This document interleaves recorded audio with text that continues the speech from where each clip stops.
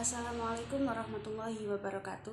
Nama saya Farihatul Hikmah, NIM E2019-1106, Prodi Perbankan Syariah 3. Di sini saya akan meneruskan penjelasan dari teman saya, yaitu tentang menganalisis lingkungan makro. Salah satu unsur penting dalam suatu proses pemasaran adalah lingkungan.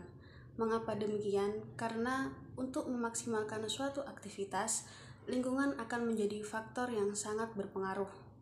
Kondisi suatu lingkungan akan menjadi parameter dalam sebuah keadaan lain untuk bisa disesuaikan dengan kondisi yang sudah diharapkan. Sehingga potensi yang sudah ada dimaksimalkan dan diharapkan untuk memenuhi tujuan tertentu.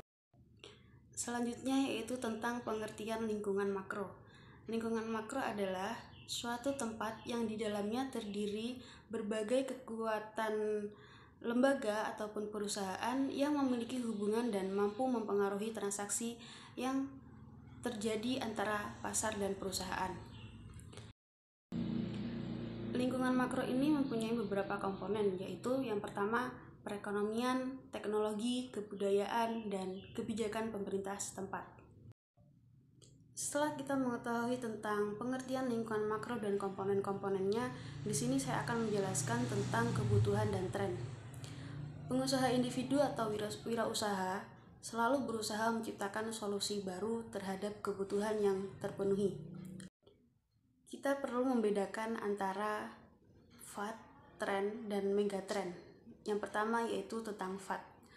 Fad yaitu tentang kesukaan masyarakat yang berlangsung singkat, dan sifat dari fad ini yaitu sesuatu yang tidak dapat diperkirakan. Maksudnya tidak dapat diperkirakan yaitu tidak dapat diduga. Yang kedua yaitu berumur pendek atau jangka pendek. Yang kedua yaitu tren. Tren di sini adalah rah atau urutan kejadian yang mempunyai momentum dan durabilitas. Tren lebih mudah diperkirakan dan berlangsung lama daripada fad. Yang ketiga yaitu megatrend. Megatrend merupakan perubahan besar di bidang sosial, ekonomi, politik, dan teknologi yang lebih lambat terbentuknya.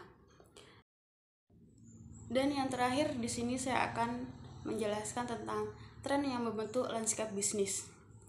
Tren lanskap bisnis ini dibagi menjadi 3, yaitu tren ekonomi makro.